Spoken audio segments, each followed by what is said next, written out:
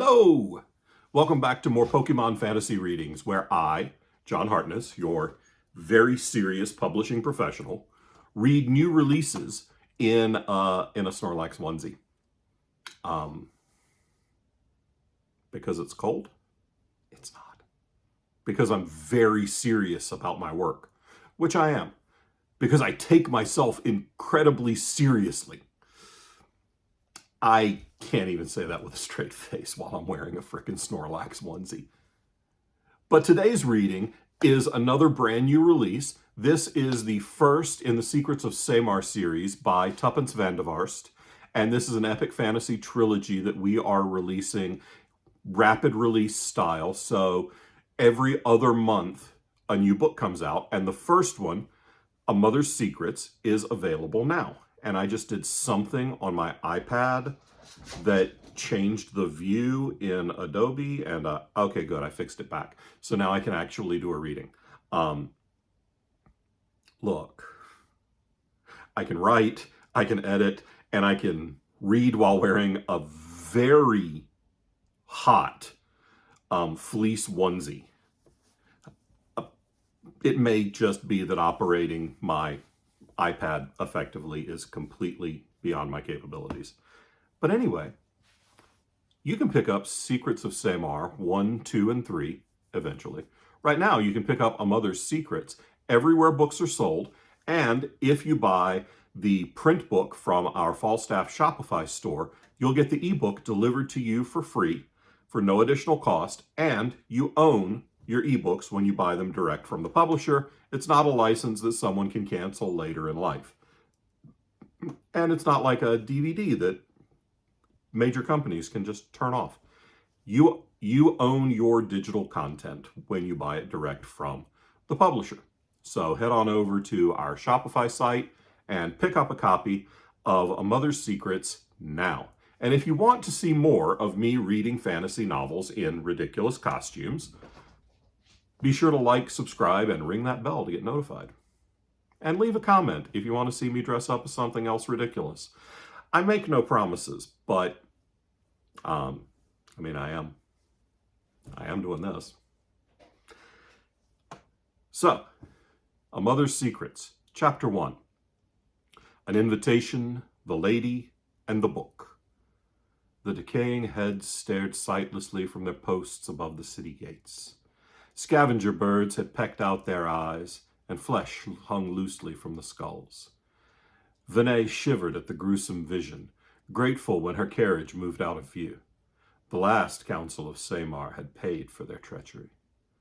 When the clattering of the carriage horses' hooves on the pavement ceased, Vinay took a deep breath and imagined the imposing building from the window of the carriage. The carved granite steps to the palace climbed before her. Some people suspected magicians of shaping them from a single stone. The palace rivaled the steps in their majesty. Rising into the sky, it towered over the rest of the buildings of the capital. The front door loomed 30 ells into the air, and murals of mythical beings decorated the walls. Giant eyes guarded the palace from their position painted on the two towers to either side of the main building, a reminder that someone was always watching. It acted as a security measure, Vinay knew, but that didn't make them any less ominous. She looked at the person in the carriage seat opposite her. Bright green eyes stared back at her. Gwen smiled reassuringly, her green and gold armor a proud statement of Nineveh. Her bodyguard believed in her at least. Vinay considered the palace again. How in Mazda's name did I get myself into this? She wondered.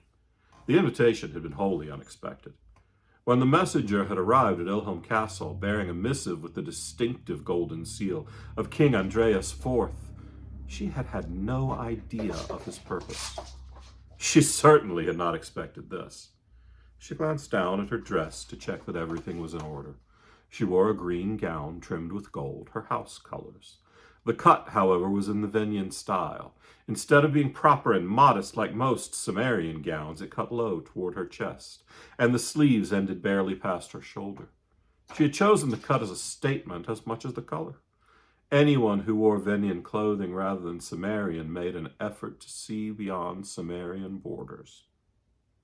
and these people will know what to look for, she reminded herself. She straightened her shoulders. Gwyn nodded approvingly, causing a lock of her blonde hair to fall past her ears. She absent-mindedly brushed it back. Vinay couldn't hesitate any more. If she didn't enter, she would be late. "I'm ready," she said. Gwyn straightened and opened the door to the carriage, exiting quickly and inspecting the area before returning to Vinay and gesturing. Her chainmail glinted in the light, the sword and dagger on her hips especially prominent. Another statement based on appearances. If anyone watched, they would know that Vinay was well protected. Vinay took one last moment to confirm the plaits of her red-brown braids were securely fastened before following Gwyn out of the carriage. She had also chosen her hairstyle as a statement, a style favored by the nobles of Hillsdale, the city-state closest to her holdings of Nineveh. The fact that the braids dipped to cover her ears was intentional, not that her ears were different to the casual eye. Someone on the council might be keen-eyed enough to see the slight points, however, and no one could learn of her half-elven blood. Gwyn fell into place a half-step behind her as Vinay began ascending the steps. She kept her eyes fixed in front of her. Here in the capital, the situation was different than in Nineveh. Here, she had to appear to stand on her own. 2 guards came into view as she approached the entrance to the palace. Both stood at attention, so still she could barely tell they were human and not statues. Only Vinay's sharp eyes allowed her to see the way their eyes followed her as she ascended the steps. Someone had noted her arrival, because a servant approached her as soon as she reached the entrance. "Lady Vinay Rochelle of Nineveh?" Vinay nodded, and without being asked, produced the invitation. The servant took it, glanced it, and then bowed deeply. "If you'll follow me, my lady." No one asked for Gwyn to disarm, an acknowledgement of Vinay's rank. Vinay followed the servant into the palace, Gwyn still a half-step behind her. The inside of the palace was just as impressive as the outside. A long, grand entrance hall led straight to the large, intricately carved double doors of the throne room, where King Andreas IV held audiences, or used to, as the doors stood intimidatingly shut, with 2 of the king's guard in their dark black armor and closed helmets, standing with their halberds crossed before them. Vinay breathed a small sigh of relief as the servant took her down a small side passage to the left of the throne room and stopped before a smaller, but no less elaborately carved door. Vinay was struck by the decorations of the palace. So many colorful murals embellished the walls, with complex abstract symbols and depictions of famous Sumerians down through its history. In Nineveh, tapestries fulfilled the same purpose.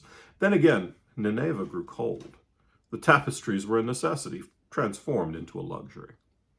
Vinay glanced back at Gwyn and gave her a slight nod. Gwyn took a station at the door, and Vinay took a deep breath before she turned the handle and pushed. A large table, lined with chairs on each side, took up almost the entire room. At the head of the table stood a larger chair, only slightly more extravagantly embroidered than the others. The Lord of the Council would claim that seat, but until a year passed and the councillors elected one of their own to that position of power, it would remain vacant. Only one other person currently occupied the room. A man in his 30s, wearing the thick wool and furs associated with the far north. He leaned back in one of the chairs, his boots resting casually on the table. Only one man matched that description from the briefing she'd been given. Lord Con MacTier, Lord of Dunbarrow, self-styled Lord of the Grey Mountains. He smiled as she entered the chamber. "Ah, another councillor!" he exclaimed. His eyes swept up and down, taking in every aspect of her appearance. Vinay felt a moment of gratitude she had taken as much care as she had. "Lady Vinay Rochelle," he hazarded. Vinay gave a nod of acknowledgement. "And you must be Lord Con MacTier," she said. "A pleasure to meet you." Con nodded back. Likewise, it's good to have another northerner on the council. Vinay concealed a smile. Although Nineveh had sat in the far northwest of the kingdom of Samar, and perhaps had once shared a culture with the clans that formed the basis of Dunbarrow, it now held more similarities to the free city-states along the coast. Do you take your position so lightly that you rest your sullied boots on the council table? The sharp voice made both Vinay and Khan glance up as another man entered the room, appearing from the shadows by the door. He was strange, tall, with dark black hair and eyes of two different colors, one blue and one a bright citron. A red scar over the citron eye made it stand out even more. Ah, Lord Dannon! Khan's voice sounded smooth, but Vinay thought she detected sarcasm. I did not see you skulking there. I trust the prince as well. The knowledge from her dossier clicked into Vinay's mind. Lord Dannon Duatha, tutor to the young prince. Rumors surrounded him, varying from him being cursed to being possessed by a demon. And after taking one look at him, Vinay could understand why. Well, enough, Dannon answered harshly. Khan nodded amiably. How could he not, with such an exceptional tutor? And I trust Nineveh fares well under your enlightened rule, Lady Vinay. Slowly, he removed his boots from the table. Vinay kept her expression solemn as she sat down at the table across from Khan. Nineveh fares quite well, thank you, she said. And Dunbarrow? We had some trouble with bandits recently, but we've driven them off. We believe they were attracted by our new trade routes. Khan smiled grimly. His comment obviously poked at Vinay. Anyone who knew her public reputation knew she had been outspoken in favor of trade for her entire reign as Lady of Nineveh. The entrance of two other counselors saved her from the necessity of an answer. One dressed in robes embroidered with the golden sun, conquering the darkness, marking him as a priest of Mazda. Elil, the high priest of the temple of Mazda, the sun god who kept his dark brother Manu from conquering the world. The woman next to him, dressed in an elegant, high-collared velvet black dress in the southern Samarian style, was just as easy to identify. Only one other lady featured in the dossier Vinay had been given, and the mourning gown just made it obvious.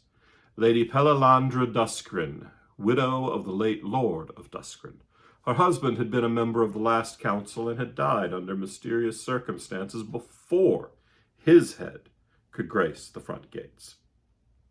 Good morning, councillors, Lady Pelalandra said, her voice smooth and melodious. My apologies if we're late. Not at all, Vinay gave her a small smile. We were just getting to know each other. Khan gave Pelalandra a nod. My condolences, Lady Pelalandra. I'm sorry I could not attend the funeral, but we had a bandit problem that needed dealt with. Vinay glanced at Khan sharply. Given the rumors surrounding Pelalandra's late husband, and that those rumors linked him with the treason of the previous council, she would not have brought him up at all. Pelalandra's smile tightened. Of course, domestic concerns precede others. I would prefer to invite you to my lands during a time of mirth, anyway. She surveyed the others around the table. Shall we get started? Vinay frowned, recalling who else featured in the dossier. They were missing someone. Has anyone heard from Lord Camion? She ventured. If he is late for the discussions, he has only himself to blame, Dannon growled. Let's get this over with. Vinay held her peace. She, just as much as anyone here, had to be careful not to make too many enemies. They all had things to lose. And with the grisly example of the last council's head hanging prominently above the city gates, the price of losing could be far higher than any of them wanted.